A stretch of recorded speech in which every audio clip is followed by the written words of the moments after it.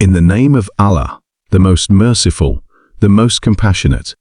The story of Prophet Musa Part 4. In this video, we will cover the following topics. Moses proves himself right. Moses defeats the magicians. Moses defies the magicians as mentioned in Holy Quran. The people's non-reaction to the defeat of the magicians, and Allah's description of believers and non-believers as mentioned in Holy Quran.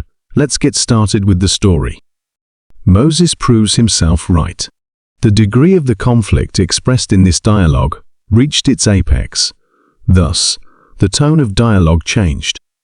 Moses used a convincing intellectual argument against Pharaoh.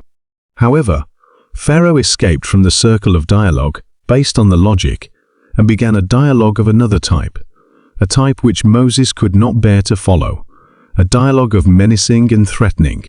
Pharaoh deliberately adopted the style of the absolute ruler. He asked Moses how he dared to worship Allah. Did he not know that Pharaoh was a god? After declaring his divinity, Pharaoh asked Moses how he dared to worship another god. The punishment for this crime was imprisonment. It was not permitted for anyone to worship anyone other than the Pharaoh. Moses understood that the intellectual arguments did not succeed. The calm dialogue was converted from sarcasm to mentioning charity, then to scorn, then to the threat of imprisonment. Moses said, "Even if I bring you something manifest and convincing." Pharaoh said, "Bring it forth then, if you are of the truthful." So Moses threw his stick, and behold, it was a serpent manifest. And he drew out his hand, and behold, it was white to all beholders. H. 26, 30-33 Quran. Moses defeats the magicians. Pharaoh's amazement turned to terror. Fearing that his rule was in danger, he addressed his advisors.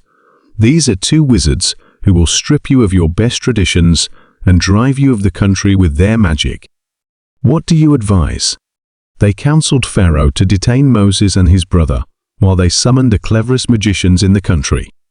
Then they too could show their skills of magic and change sticks into serpents. In this way, they sought to reduce the influence of Moses' miracles on the masses. Pharaoh detained Moses and Aaron. He dispatched couriers all over the land to enlist the best magicians. He offered each successful magician a big reward, including appointment as a royal courtier. On the customary festival day, which attracted citizens from all over the Egyptian empire, Pharaoh arranged for a public contest between Moses and the magicians.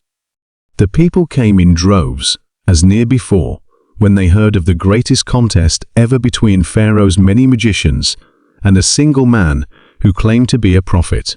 They had also heard of a baby who had once floated down the river Nile in a basket, landed on Pharaoh's palace grounds, been reared as a prince, and who later had fled for killing an Egyptian with a single blow. Everyone was eager and excited to watch this great contest. Before it began, Moses arose. There was a hush in the huge crowd. Moses addressed the magicians. "Woe unto you, if you invent a lie against Allah by calling his miracles magic, and by not being honest with the Pharaoh. Woe unto you, if you do not know the difference between the truth and falsehood. Allah will destroy you with his punishment, for he who lies against Allah fails miserably." Moses had spoke sincerely and made the magicians think, but they were overwhelmed by their greed for money and glory. They hoped to impress the people with their magic and to expose Moses as a fraud and a cheat. Moses asked the magicians to perform first. They threw their magical objects down on the ground. Their staffs and ropes took the forms of wriggling serpents, while the crowd watched in amazement. Pharaoh and his men applauded loudly. Then Moses threw his staff. It began to wriggle and became an enormous serpent. The people stood up, craning their necks for a better view. Pharaoh and his men sat silently, as one by one, Moses' huge serpent swallowed all the snakes. Moses bent to pick it up, and it became a staff in his hand. The crowd rose like a great wave, shouting and screaming with excitement. A wonder like this had never been seen before. On witnessing the power of Moses, the magicians prostrated themselves to Allah, declaring, "We believe in the Lord of Moses and Aaron." Pharaoh was angry and began plotting his next move. He charged that the demonstration had been arranged secretly between Moses and the magicians. He demanded that the magicians confess to their scheme, threatening them with death. They refused to denounce Allah and stuck to their sincerity of their belief. No longer hiding his cruel nature, Pharaoh threatened to cut off their hands and feet and to crucify them on the trunks of palm trees as an example to his subjects. Moses defies the magicians, as mentioned in Holy Quran. Almighty Allah recounted this event. He, Pharaoh, said, "Have you come to drive us out of our land with your magic, O Moses? Then verily, we can produce magic the like thereof, so appoint a meeting between us and you, which neither we nor you shall fail to keep, in an open wide place, where both shall have a just and equal chance, and beholders could witness the competition." Moses said, "Your appointed meeting is the day of the festival, and let the people assemble when the sun has risen, forenoon." So Pharaoh withdrew, devised his plot, and then came back. Moses said to them, "Woe unto you!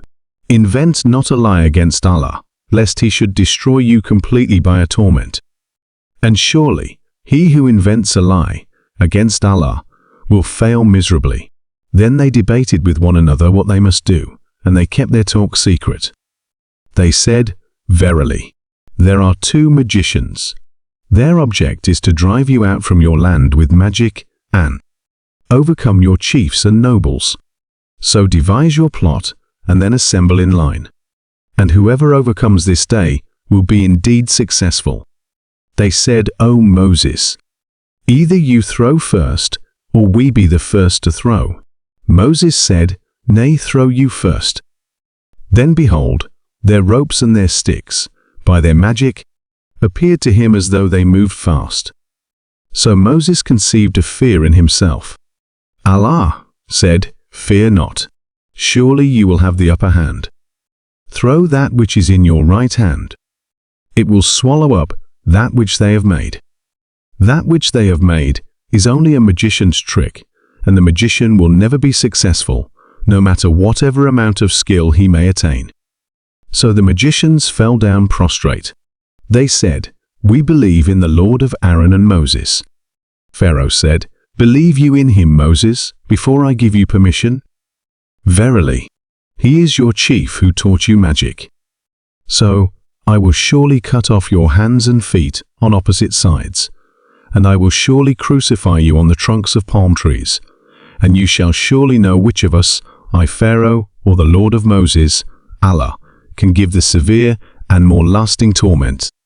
They said, "We prefer you not over the clear signs that have come to us, and to him, Allah, who created us.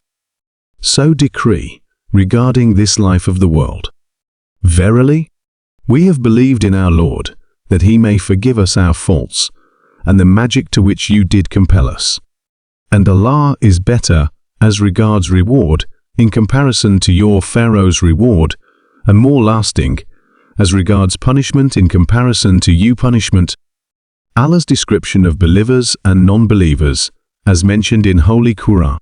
Verily, whoever comes to his Lord as a mujrim, criminal, polytheist, disbeliever, in the oneness of Allah and his messengers, sinner, etc., then surely for him is hell, therein he will neither die nor live.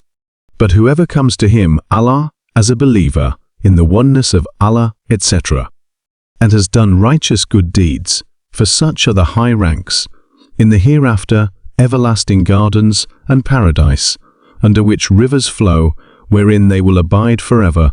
Such is the reward of those who purify themselves by abstaining from all kinds of sins and evil deeds, which Allah has forbidden, and by doing all that which Allah has ordained. H. 20, 58-76 Quran. The people's non-reaction to the defeat of the magicians. The magicians represented the elite of the Egyptian society. They were its scholars. They prostrated before righteousness, but the people abandoned them and left them to their fate. The path of righteousness was plain, but in spite of this, the people did nothing but stand by and watch. If every one of the Egyptians had stopped to pick up a piece of brick and had thrown it at Pharaoh, he would have fallen dead and the history of Egypt would have been changed. This obviously did not happen. None of the people moved. Each one stood motionless in his place. The people did nothing but watch, and they paid the price of this inactivity. They were drowned later as the price for the cowardice of one day. If you enjoyed the video, don't forget to hit the like button and subscribe to the channel for more amazing content. Thank you for your support.